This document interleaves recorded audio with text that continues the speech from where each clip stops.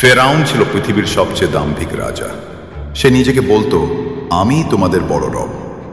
সে আল্লাহর নবী মুসা আলাইহিসসালামকে অস্বীকার করেছিল।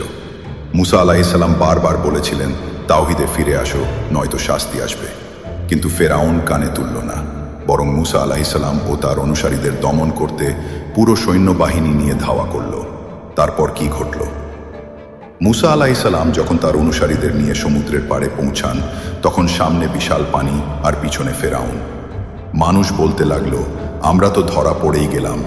মুসা আলাইহিসসালাম বললেন, না, আমার রব আমার সাথে আছেন, তিনি পথ দেখাবেন।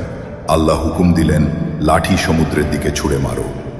সাথে সাথে বিশাল সমুদ্র দুই ভাগ হয়ে গেল।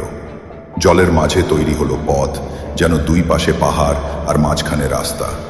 মুসা আলাইহিসসালাম ও তার লোকেরা নিরাপদে পার হয়ে গেলেন, আর ফেরাউন ও তার সৈন্যরা সেই পথ ধরে ধাওয়া করল।